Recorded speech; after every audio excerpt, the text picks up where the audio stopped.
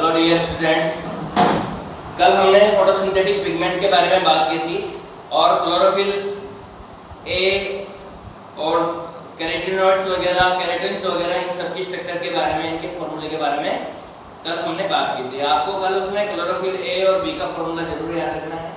साथ में कैरोटीन का जो फॉर्मूला होता है C14H56 वो भी आपको जरूर याद रखना है। एक नंबर का क्वेश्चन ये बन जाता है।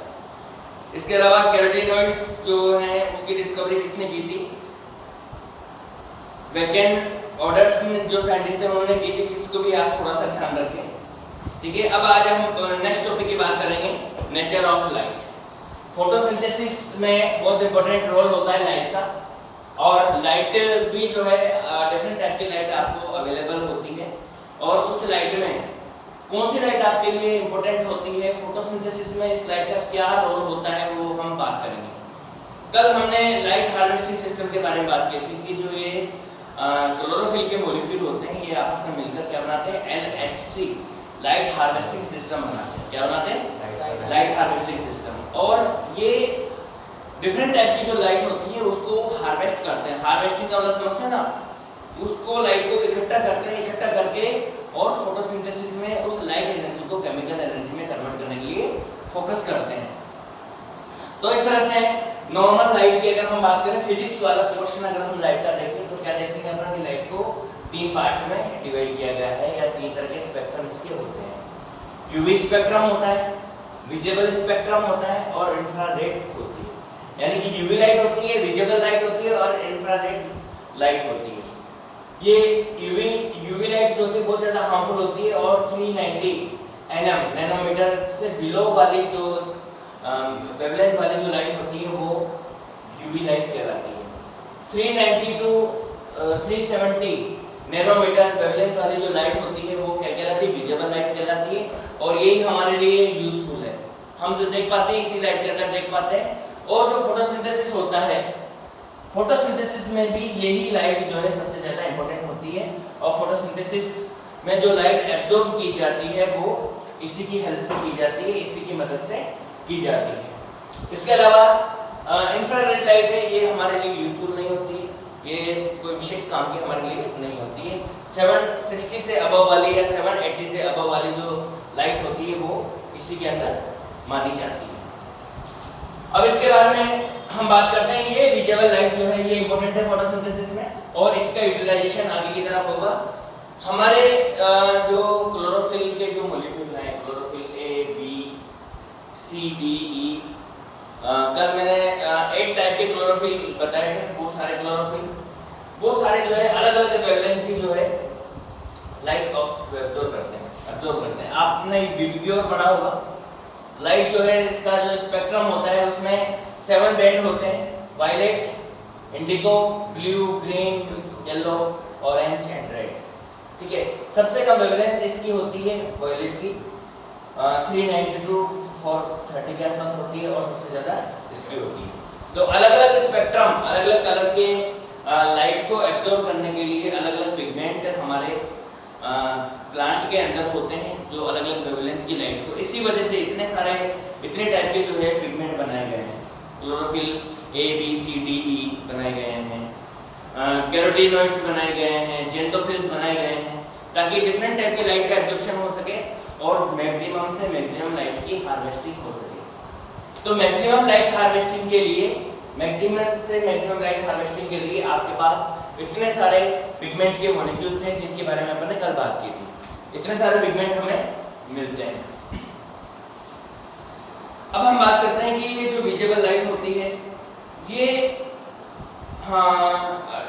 लाइट की जो नेचर होती है वो फोटोन की फॉर्म में होती है, या लाइट जो एब्जॉर्ब की जाती है वो फोटोन की फॉर्म में एब्जॉर्ब की जाती है, जिसे हम क्वांटम भी कहते हैं। पैकेट्स होते हैं लाइट के, एनर्जी पैकेट्स होते हैं जिन्हें फोटोन कहा जाता है या क्वांटम कहा जाता है। और ये जो है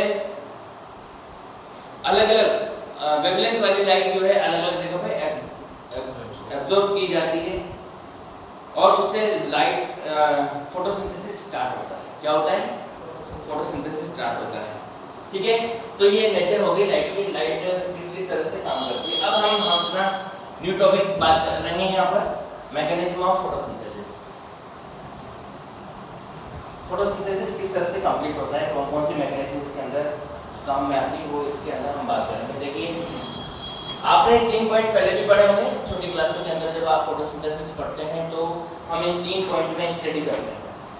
सबसे पहले लाइट एब्जॉर्ब की जाती है, कौन सी विजिबल लाइट, इस स्पेक्ट्रम की जो लाइट है उसको एब्जॉर्ब किया जाता है। कौन एब्जॉर्ब करता है? क्लोरोफिल के मॉलिक्यूल एब्जॉर्ब करते हैं। तो सबसे पहला काम विजिबल लाइट को एब्जॉर्ब किया जाता है, और इस जगह पे लाइट एनर्जी जो होती है वो लाइट को केमिकल एनर्जी के अंदर कन्वर्ट किया जाता है।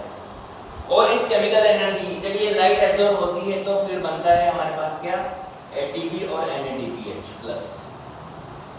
ये एनर्जी की फॉर्म होती है। क्या होती है?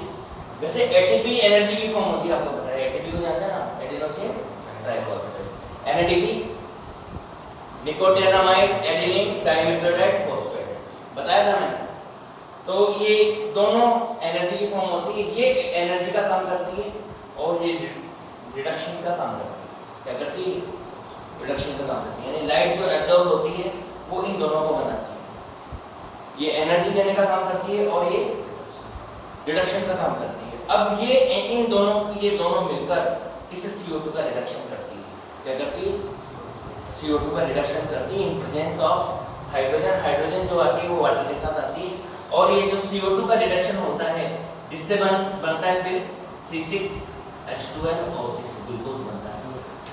क्या बनता है? ग्लूकोज बनता है। तो 3 स्टेप में हम बात करते हैं। लाइट एब्जॉर्ब होती है, सबसे पहले लाइट एनर्जी को केमिकल एनर्जी में कन्वर्ट किया जाता है। फिर ये केमिकल एनर्जी ATP और NADPH2 में बदलती है, और NADPH2 फिर रिडक्शन होता है और ये CO2 में बदल जाती है। इस तरह से ये 3 स्टेप में ये चलती है, ठीक है। बट हमें जो पढ़नी है आगे वो इन 2 पॉइंट्स में पढ़नी है। हमें इन 3 पॉइंट्स में नहीं पढ़नी, ये आपको याद होना चाहिए, ये आपको आना चाहिए। हमें जो पढ़नी है इन 2 पॉइंट्स के अंदर पढ़नी है।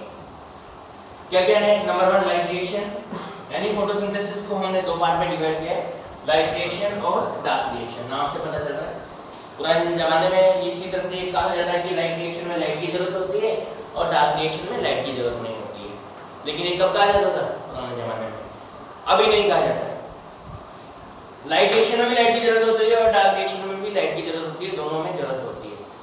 पहले हम लाइट रिएक्शन की बात कर रहे थे। लाइट रिएक्शन में क्या होता है? लाइट रिएक्शन के अंदर लाइट एब्जॉर्ब की जाती है और लाइट को एब्जॉर्ब करके इसको एनर्जी में कन्वर्ट किया जाता है, और एनर्जी को फिर पावर ऑफ एसिमिलेशन के रूप में काम में लिया जाता है। एसिमिलेटरी पावर,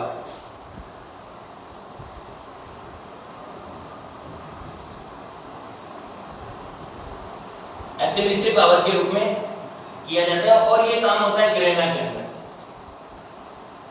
ग्रेना थाइलेकोइड के अंदर होता है। कहाँ होता है ये? यानी कि लाइट रिएक्शन जो चलती है वो क्लोरोप्लास्ट की स्ट्रक्चर समझाएगी कल मैंने, उसमें ग्रेना होते हैं, थाइलेकोइड मिलकर ग्रेना बनाते हैं, वो ग्रेना के अंदर ये कंप्लीट होती है। और डार्क रिएक्शन जो होती है कहाँ पर होती है? मैट्रिक्स या स्ट्रोमा के अंदर होती है। कहाँ होती है?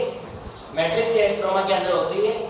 एक पूरी चेन रिएक्शन होती है। इस चेन रिएक्शन में CO2 का रिडक्शन स्टार्ट होता है और बहुत सारे स्टेप्स इसके अंदर कंप्लीट होती है, और बहुत सारे स्टेप्स मिलकर फिर फाइनली ये क्या बनाती है?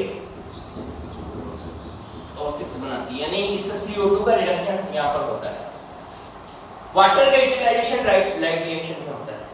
वाटर जो टूटता है H2O, ये वाटर टूटता है और यहाँ पर क्या रिलीज कर देता है? 2H+ 2 मॉलिक्यूल लेते हैं, 4H+ O2। ये ऑक्सीजन जो निकलती है फोटोसिंथेसिस में, ऑक्सीजन निकलती है, बताया आपको। ऑक्सीजन निकलती है और लाइट रिएक्शन में निकलती है, और यहाँ पर ये वाटर टूटता है और हाइड्रोजन यहाँ पर आपको मिल जाता है।